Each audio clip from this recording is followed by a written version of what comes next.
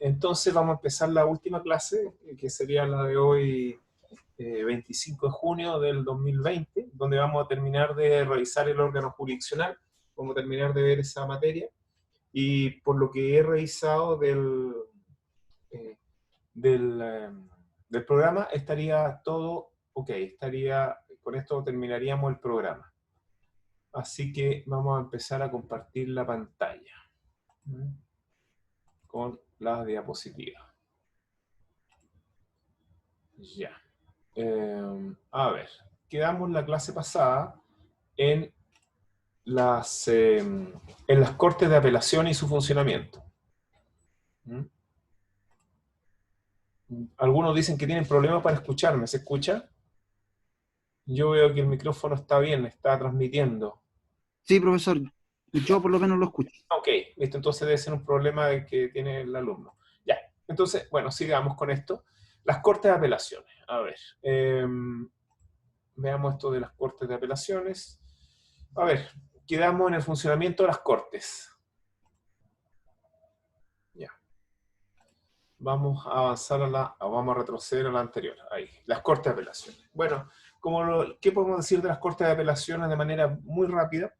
En lo que ya vimos en la clase pasada, podemos decir que las cortes de apelaciones son tribunales ordinarios de justicia. Podemos decir que las cortes de apelaciones son tribunales colegiados, es decir, que despachan los asuntos o utilizan la jurisdicción de manera más de un juez, es decir, en salas compuestas por 3 jueces.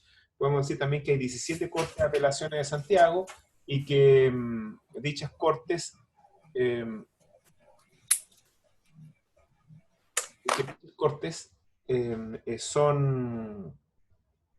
son distribuidas regionalmente en Chile. Es decir, lo normal es que por cada región exista una corte de apelaciones. Aunque existen lugares que existen, regiones en que existe más de una corte de apelaciones, como es en el caso de Santiago, que existen 2 cortes de apelaciones. Sigamos a la próxima lámina. Aquí fue en donde quedamos. Las cortes de apelaciones tienen un funcionamiento ordinario y un funcionamiento extraordinario en pleno y un funcionamiento ordinario en sala. ¿Qué significa esto? Significa que las cortes de apelaciones conocen de ciertas materias en conjunto, es decir, con todos los ministros, que son los jueces, integrantes de cada corte de apelaciones, conocen de un asunto, todos juntos en una gran sala que se denomina pleno. ¿Qué materias son propias del pleno? Bueno, los desafueros de diputados y senadores. En sala es el funcionamiento normal y ordinario, y en ese caso se conocen de la generalidad de los asuntos, por ejemplo, las apelaciones, las casaciones, la forma, etcétera, se conocen en sala. La Corte de Apelaciones, entonces, en general está dividida en salas. Vamos a la tramitación. Ya vimos, creo que la clase pasada alcanzamos a ver esto, en que las cortes tienen un procedimiento para tramitar los asuntos que se le presentan. Y este procedimiento es doble, es decir, son 2 procedimientos. Tenemos el procedimiento en cuenta y tenemos el procedimiento previo a esta la causa. En cuenta se ven los asuntos más sencillos, los asuntos que no requieren mayor complejidad, como por ejemplo, si queremos copia de un expediente que ahora es más fácil obtener, o si quisiéramos una copia autorizada, esa petición va a ser resuelta en cuenta. ¿Qué significa en cuenta? Que es resuelta por la sala y sin la presencia de abogados. En cambio, previa a esta de la causa, implica que se va a conocer mediante un procedimiento complejo que consta de 5 etapas y donde la etapa más importante son los alegatos que realizan los abogados, y ya vamos a ver que los alegatos son las defensas orales que realizan los abogados en los tribunales superiores de justicia. Yeah. Después pasamos, bueno, si yo les había señalado que existía el trámite más complejo, el procedimiento para conocer de los asuntos más complejos por parte de la Corte, que sería previa a esta la causa, y en este sentido existen varios trámites que componen la vista de la causa. Primero viene la certificación del relator, en cuanto al ingreso del expediente. Estado de relación, más que nada, aquí al ingreso del expediente. Vamos a poner ingreso. Ingreso, realmente este certificado es del secretario. Certificación, ya. Vamos, certificación. Vamos a poner certificación del secretario. Secretario de ingreso al expediente. Ingreso expediente. Expediente. Ya. Una vez que está ingresado el expediente, hay un plazo que se da para hacerse parte respecto de las causas que son anteriores a la tramitación electrónica, y en el caso de causas que estén sometidas a la tramitación electrónica no existe este trámite. El segundo paso es el decreto, la notificación del decreto auto en relación. Decreto autos en relación. Autos. Notificación. Notificación. ¿Qué significa de la notificación del decreto de autorrelación? Significa que la causa está en estado de ser vista. Después viene la inclusión de la causa en tabla y por último la vista de la causa propiamente tal. La vista de la causa propiamente tal está compuesta por dos subtrámites que seguramente que, o sea, por el último trámite que serían los alegatos. Y ahí tendríamos los alegatos. Y ahí tendríamos el procedimiento de vista de la causa. Ahora bien, esto si bien se pasa bastante rápido, es así porque esto es materia más bien de cuarto año, es decir, de cuarto año de Derecho Procesal del curso referente a recursos. Ya. Solamente lo único que me interesa que sepan ahora es que existen 5 trámites que componen la vista de la causa. Como le digo, el ingreso, la certificación de ingreso al expediente, ya sea digital o físico, la notificación del decreto de auto en relación, que es un auto, es decir, una resolución judicial especial que señala a los abogados que la causa ya está en estado de verse. La causa se van a ver conforme a su antigüedad, y la antigüedad le va a dar va a ser dada por este decreto de auto en relación. Después, cuando ya cumple su antigüedad, se le incorpora a la tabla pertinente, que lo que es la tabla es la programación que tienen las cortes semanalmente. Después viene la vista de la causa propiamente tal, que comienza con, aquí le podemos poner con el anuncio, que es un certificado que realiza el relator, que es un funcionario judicial, que ya vamos a revisar, que de hecho ya lo hemos visto, quién es el relator, y este certificado va a informar las causas que van a ser vistas durante la audiencia y las que no van a ser vistas. Después vienen los alegatos de los abogados, que son estas defensas orales de las cuales ya les he hablado. Bueno, ahora pasemos a los juzgados de letras. Cuando hablamos de juzgados de letras, estamos hablando de los juzgados de base, generalmente los juzgados de primera instancia. Por ejemplo, los juzgados civiles, los juzgados del trabajo, los juzgados de familia, son todos juzgados letrados, de base o de primera instancia. Cuando hablo de base, estamos hablando de los tribunales que están en el primer escalón del Poder Judicial, y también cuando hablo de tribunales de primera instancia, también estamos hablando de tribunales que conocen las causas antes que los superiores de justicia, los cuales conocen a través del sistema de recursos. Ahora, en los juzgados de letras, la organización que hay, si pudiéramos compararla con la organización administrativa del Estado de Chile, podríamos decir que corresponde a la comuna o agrupación de comunas. ¿Qué significa esto?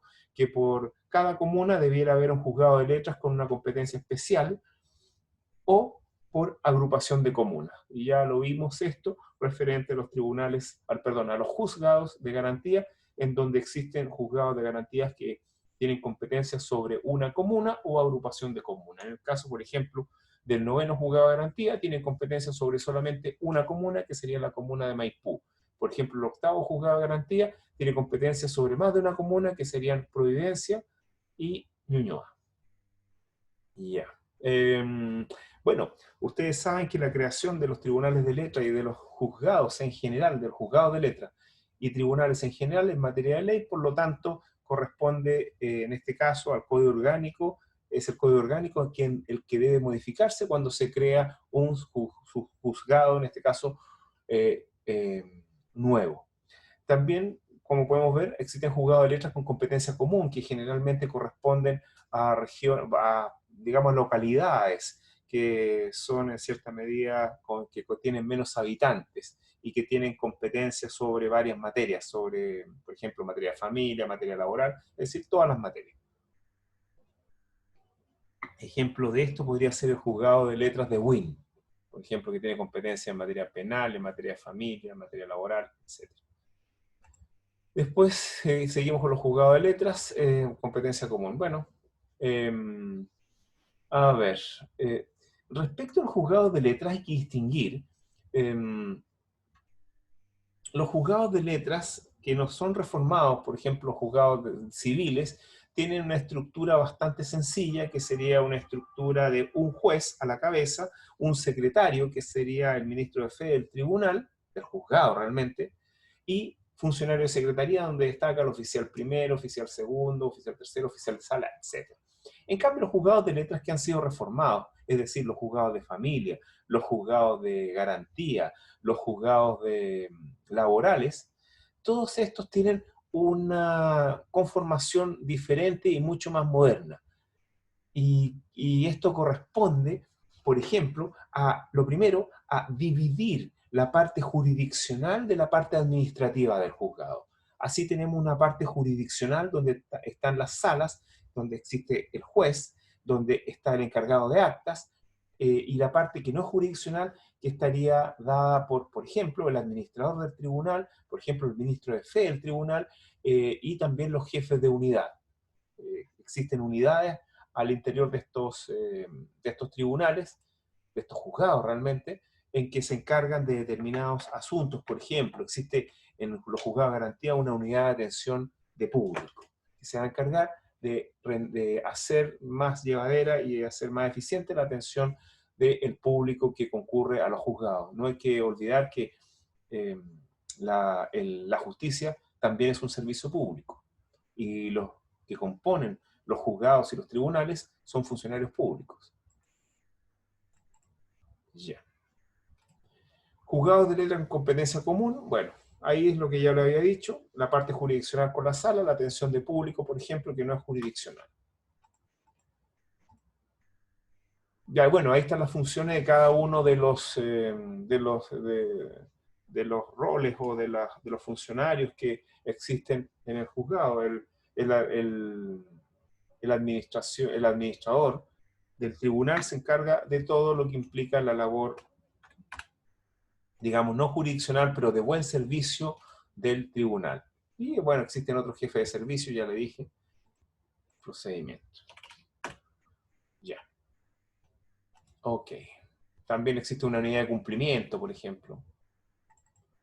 Vamos a los juzgados de garantía, ahora en lo penal, familia y trabajo. Estos son juzgados reformados.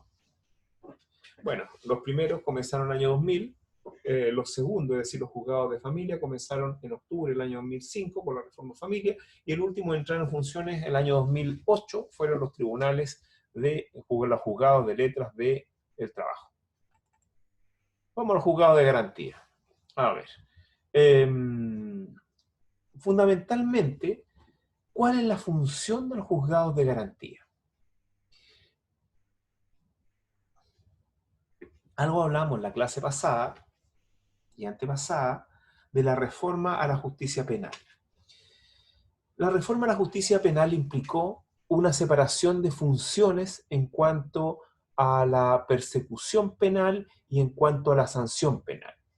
Para eso se dividieron las funciones en dos organismos estatales. A cargo de la persecución penal se encuentra el Ministerio Público, que si nosotros revisamos la Constitución, nos vamos a dar cuenta que las funciones del Ministerio Público son el ejercicio de la acción penal pública, la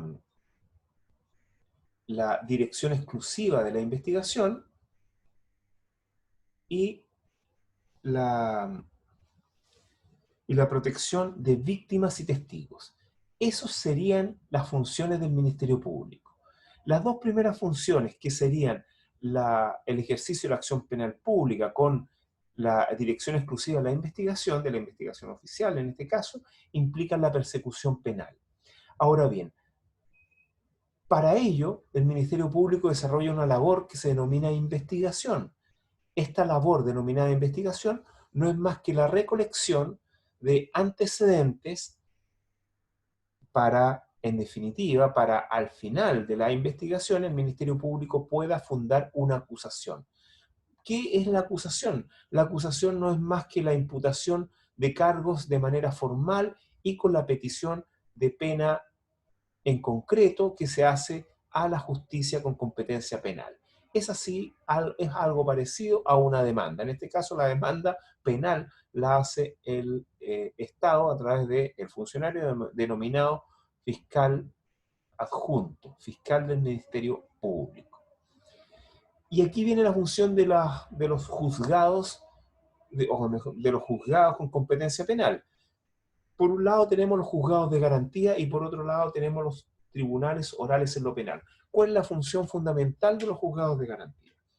La función más importante de los juzgados de garantía es el proteger las garantías constitucionales de cualquier tercero y especialmente del imputado. ¿Qué significa esto? Significa que el imputado puede recurrir a los juzgados de garantía cuando vea que el Ministerio Público, a través de su investigación, está privando, perturbando o amenazando una garantía constitucional. Pongamos un ejemplo, el ejemplo más común, hay dos ejemplos bien sencillos. El primero es que es el caso en que una persona que se convierte en imputado se encuentra investigada por el Ministerio Público y esta persona se entera. Al enterarse esta persona que está siendo investigada por el Ministerio Público, va al Ministerio Público y pide copia de la investigación para saber de qué se trata todo este asunto. Si el Ministerio Público, por ejemplo, le negara la carpeta investigativa, bueno, en este caso el imputado puede recurrir al juzgado de garantía a través de una denominada cautela de garantía y obligar al Ministerio Público a que le entregue copia de la investigación. Ese es un caso en que se está vulnerando las garantías del debido proceso. ¿Cómo me voy a defender si no sé de qué se me está imputando y tampoco sé los antecedentes de imputación? Pero también el Ministerio Público puede y muchas veces debe concurrir al juzgado de garantía para solicitar al juez de garantía que se impongan algunas medidas que pueden significar la privación, perturbación o amenaza de derechos del imputado, como por ejemplo en el caso que el Ministerio Público solicite una cautelar personal de prisión preventiva. En esos casos, es el juez de garantía a petición del Ministerio Público el que decreta esta prisión preventiva, siendo su decisión obviamente susceptible de recursos.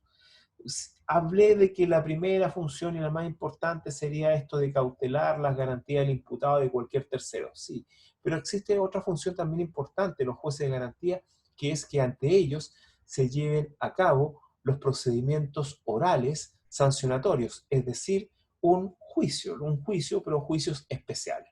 Los juicios especiales se llevan entonces a cabo ante los juzgados de garantía, como por ejemplo los procedimientos abreviados, los simplificados, los monitorios y los de acción penal privada. Sigamos con los juzgados de garantía. Bueno, eso ya lo expliqué.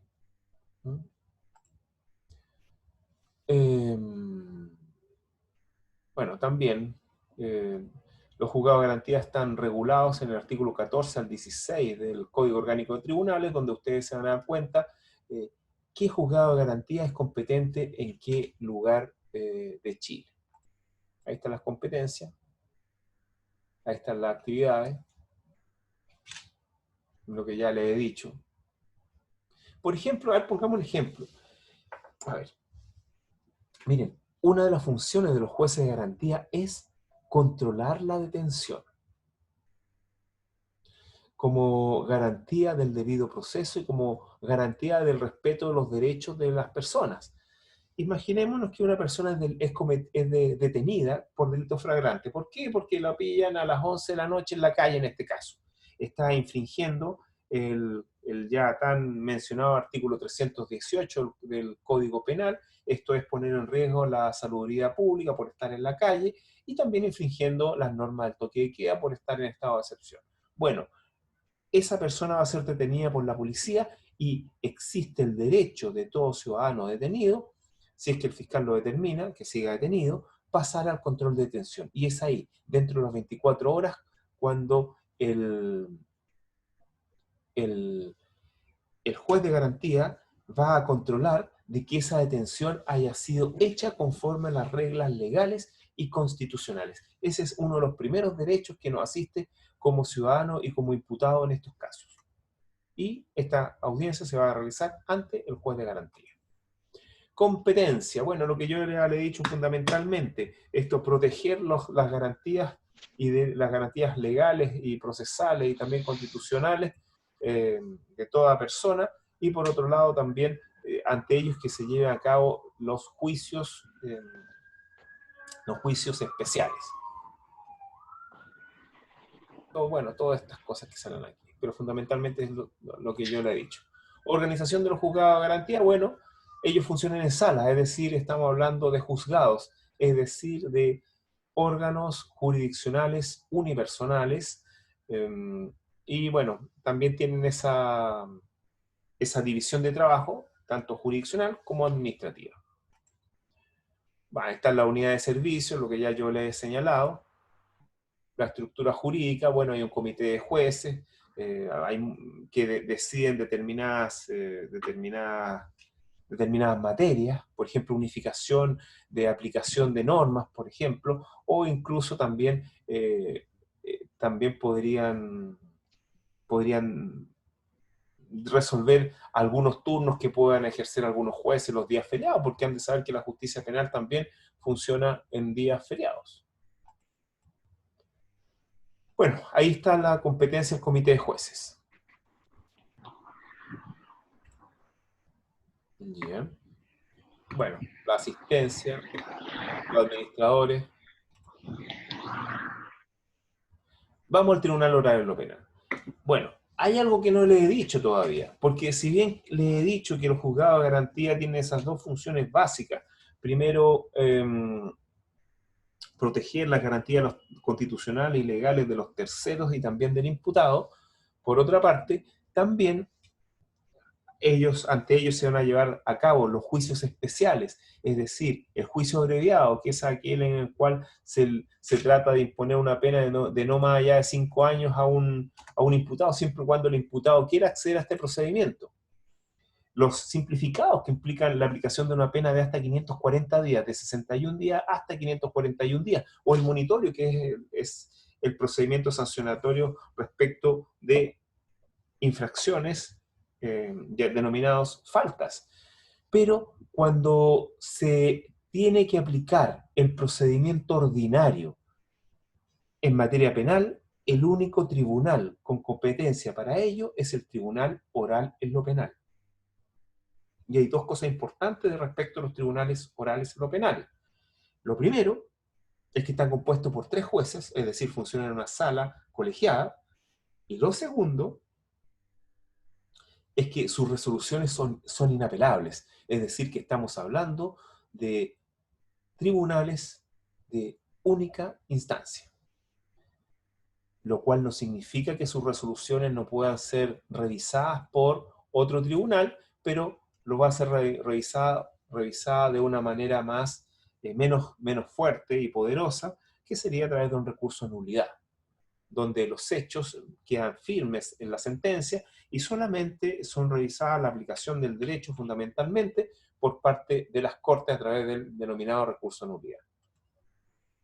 Características del Tribunal Oral en lo Penal. Es un tribunal ordinario, como ya lo vimos del artículo 5º, inciso 2 del Código Orgánico de Tribunales. Es un tribunal permanente, siempre está a disposición de los justiciables. Es un tribunal inferior de justicia, es de derecho, el letrado, de derecho porque falla conforme a derecho, el letrado porque está compuesto por jueces, de única instancia, como ya lo señalé, porque no procede el recurso de apelación. de competencia especial, porque obviamente la competencia de la cual conoce es solamente única, que es respecto de delitos, y de delitos que tengan una pena de más de 5 años y un día. Depende jerárquicamente de las cortes respectivas. En cuanto a su territorio, ya sabemos que corresponde a una agrupación de comunas, fundamentalmente. Y, claro, también existe, por último, la posibilidad de que el tribunal se pueda constituir en un lugar distinto de las dependencias físicas del tribunal. Funcionamiento del Tribunal Oral Lo Penal. Me quedan 1 minuto y medio, así que vamos a dejarlo hasta acá y en 10 minutos más retomamos. ¿Ok? Así que lo dejamos hasta acá y en 10 minutos más retomamos.